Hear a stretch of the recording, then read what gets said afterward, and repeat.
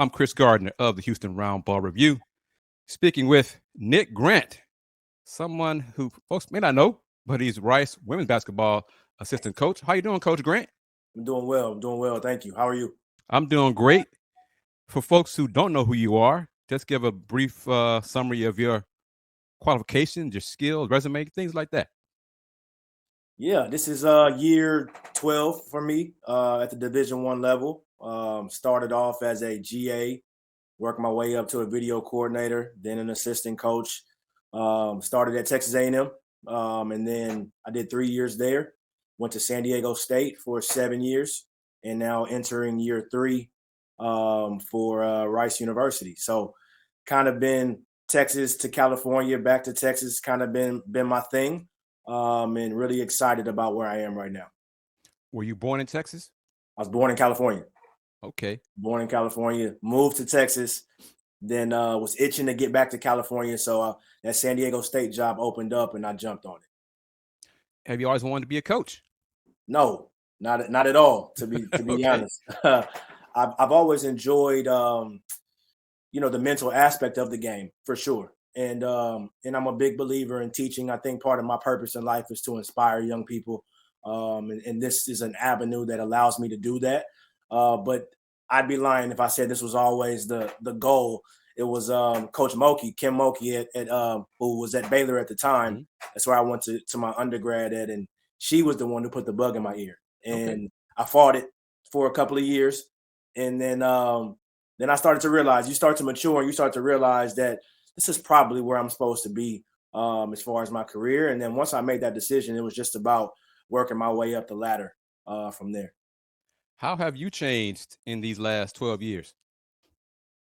Everything about me as a coach has changed. You know, when you're 22, 23, just getting into the game, you really have no idea what you're doing, how to impact changes throughout. As I get older, how I impact looks a little bit different. I'm no longer the friend, the brother. I'm Mhm. kind of the cool uncle now that I'm 10 plus years older than our oldest players. So I think the impact is different. How I go about coaching has always been about the player first. I'm big on helping the young woman kind of grow and being there for her. So that's probably been the most consistent throughout my time. But just how I go about recruiting, how I go about teaching, it changes. You have to adapt. You have to adapt. These young women that we coach nowadays, they think differently, they move differently than they did 12 years ago. So we have to adapt and change as well. Who are some of your mentors, influences in your coaching profession? Probably my biggest one is Bob Starkey, who's at LSU. He took me under his wing.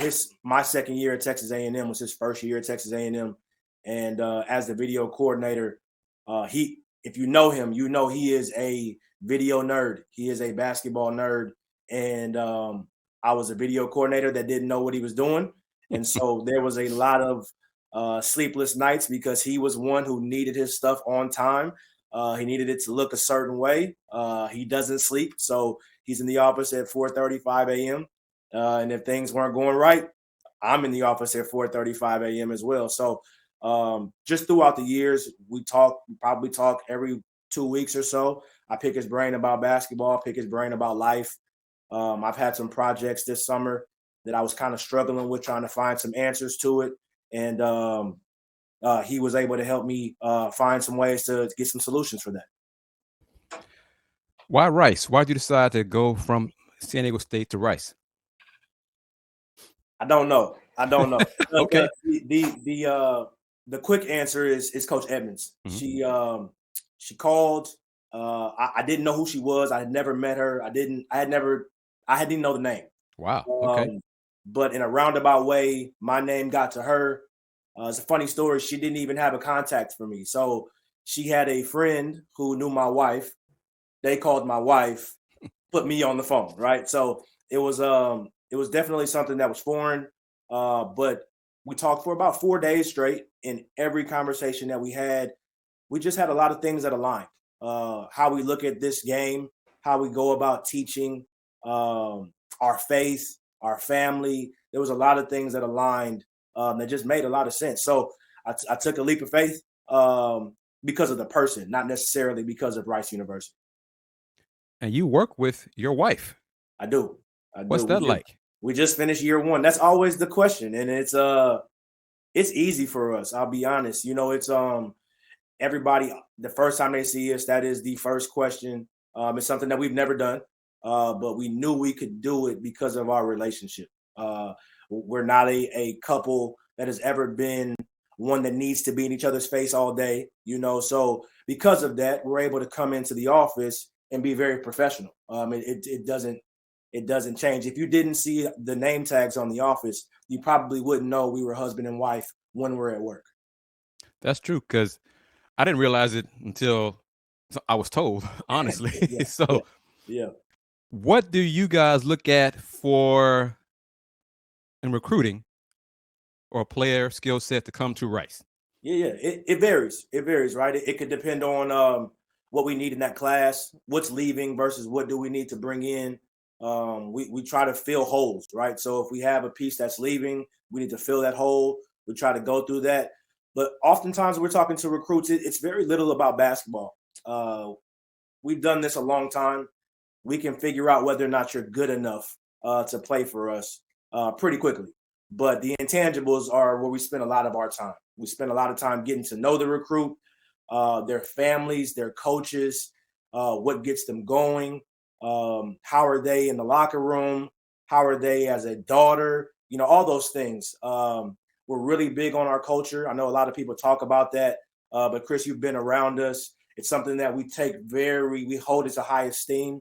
Talent wins you a couple of games, but the foundational pieces win you more. And so we try to make sure that we bring in the right people. Basketball, we pride ourselves on developing young players anyway. So you don't have to have the complete package from a skill set standpoint. We can help you in that regard, but we can't bring in people that we don't think are the right fits for our community, for our program, for our culture. Has the move, or soon to be moved, 2 weeks basically, to the American, has that changed who y'all are recruiting? Not really. We because we're at Rice, we're able to recruit the entire country. We're able to recruit a high level student athlete, and so that doesn't really change. I think a year or two down the line, you have some success in the American, it may change a little bit. You may be able to swing a little bit for the fence on a couple of names, but again, we don't really go off rankings. We don't really go off of who's recruiting who. We trust our eyes, and we make sure that you fit the boxes that we needed fitting, and hopefully we bring in the right pieces. So it hasn't really changed much. I don't know that it will change much, to be honest. And you are one of, excuse me, a respected recruiter, assistant coach. I think you and Coach Boykin were recently named to one of the top 75 assistant coaches in the country. Right. How does it make you feel? Yeah, it's good. It's good. It's an opinion, right? It's an opinion of some people, and so I don't hold it to too high of an esteem, but I also don't undermine it because it's somebody's opinion about me and about what I'm able to do. And the actual title was impact assistant coach, and that's what I'm trying to do. I'm not trying to impress anybody, to be honest with you. I'm trying to impact young people, and so it means a lot more because that's what the title of the award is. But yeah, it's just try to come in here every day, give all that I have, bring consistent energy so that I can help, one, my head coach, and then two, these young athletes that we have. That's what I'm here for. It's June 15th. I think student athletes are on campus for summer sessions. How's it going so far? We just finished our second workout yesterday. Girls got back. We had our team meeting on Monday. And then we got to work on Tuesday, 6 a.m., 7 a.m., 8 a.m. workouts, Tuesday and Wednesday. And it's been fun. It's been fun. If you've ever been in our gym, especially for skill development, it's a lot of energy. Music is loud. We're pretty intense. We have a lot of fun. And that's really what it was. We have 4 new players, 2 transfers, 2 freshmen, but everybody else is returners. So they know what it looks like. We get straight to the work. We having a blast doing it. So first 2 days have been good. The girls are sore, of course, but it's been good. They'll take today a little bit lighter, have some pickup later on, and then team retreat this weekend, which will be fun for our team to bond and grow together over the weekend. So, but yeah, it's been a great having them back, and it's been great being back in the gym. Rice has a full roster as Yeah, opposed to the first year you were there. yeah. So how is that beneficial having a full roster compared to basically half a roster? I'll tell you what, man. That first year was rough. That first year was rough. It was a lot of hurdles and obstacles to overcome. And was really proud of our program for being able to finish the way that we finished, finish above 500. And with 7, 8 players for majority of the season and not being able to practice up and down the floor hardly ever, to be honest. And this past year we had 16, so we doubled our numbers for the most part. And even with some injuries, we still always had more than enough to compete in practice and to grow in practice. And we had a really good year, and having another full roster and those young kids that we had this year, being able to have a year under their belts, really excited about what this year can bring as well. Is there much of a difference in women's hoops between Conference USA and the American? We'll see. We'll see. I think on paper, yes.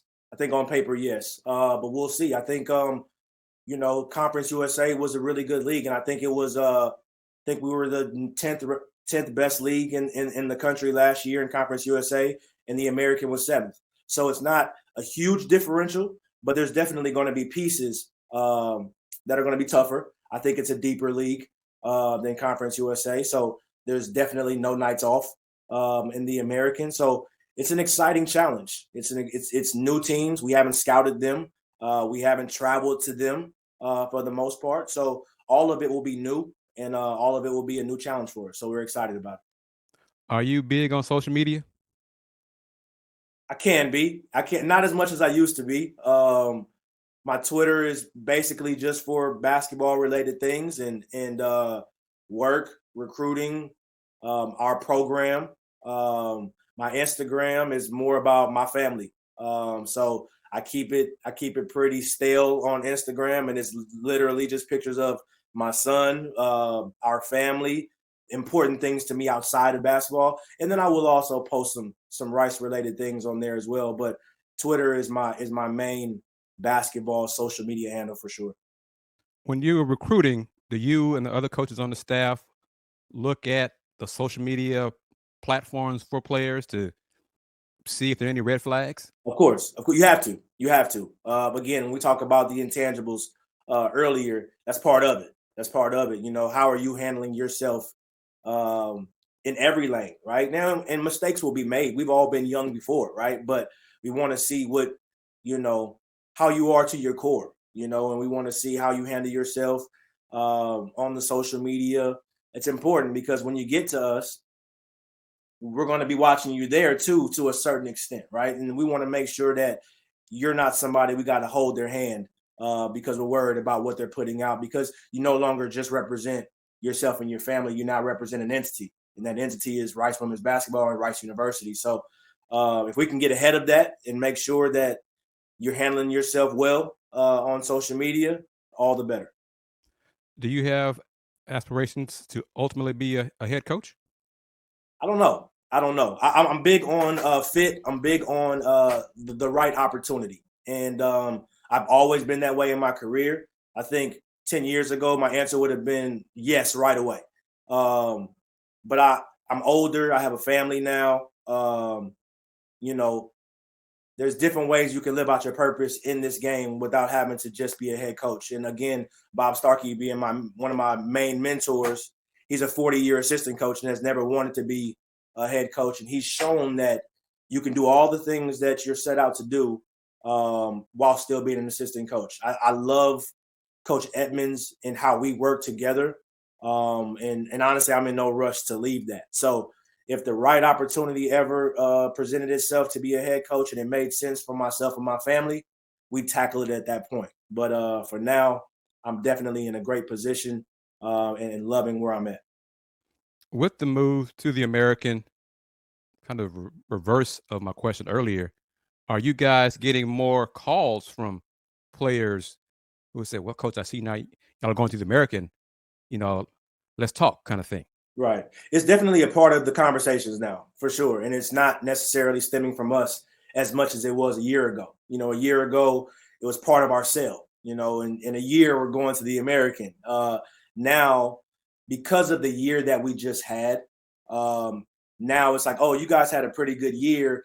And by the way, you're going to the American. So now there's definitely some interest that we may not have gotten a year ago. A lot of high school coaches and club coaches, their energy is a little bit different because of the conference that we're getting ready to go into. So there's definitely some positivity on the recruiting standpoint because of the move we're making to the American Conference. How has the talent level on the club level evolved in these last 12 years that you've seen? It's crazy. It's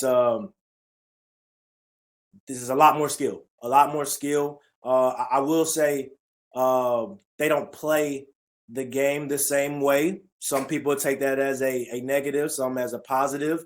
I think you had more gym rats 10, 12 years ago that they'll go play outside, they'll go play inside, they'll play at night, they'll play in the morning. It doesn't matter. Find me a gym, find me a basketball. I want to play basketball. Now, a lot of it is I got a trainer, I got a certain time, it's all scripted, all those type of things. I don't take it as good or bad. I think kids are coming in now with a much deeper skill set than they had at that time. But I will say sometimes they come in with a lack of knowledge for the game that 10, 12 years ago, those student athletes had probably a better feel for the game. So it's hit or miss. It's you got the good with both sides of it. But the skill set nowadays is pretty phenomenal from every position and at every level. One last thing with Coach Nick Grant. What's your recruiting pitch to get kids to come to Rice? Rice academically sells itself, right? It's a top 15 academic school in the country, but not everybody wants high academics. So we give the facts, but we don't press on that too hard. My biggest sell, to be honest with you, is our family. I talk about Coach Edmonds a lot. She recruited me, Chris, right? So I use that as experience, and I tell them I came here for her, and I'm not lying when I say that. And I think if you talk to our players, which is our best recruiters, they'll tell you the same thing. They came here for her. So I talk a lot about Coach Edmonds. I talk a lot about our staff. I think we have a phenomenal staff. All three assistant coaches are highly respected in this game, and I think we all do it the right way. And lastly, I just think that you have the best of both worlds with academics and basketball. You go some places and it's just high academic and the basketball's lacking, or vice versa. Here you have the best of both worlds, all while being in one of the best cities in the country. So it's really a win-win all the way around. You're going to be around great people. They're going to help you grow as a young person. That are going to love you hard, coach you harder. And we're going to be here for 40 years. We talk about this. This is a lifelong relationship for us. The Rice degree is a lifelong degree, and our relationship with you is a lifelong relationship. This isn't a 4-year thing, and then you can go on about your business. So when you come here on campus, you automatically feel that. That's the vibe we get from most of our recruits that come to see us. And that's just something that we try to sell and try to lean on. Thank you, Coach Grant. That's all I need, man. Thank you very much for your time. You take care. Chris, I appreciate you, man. All right.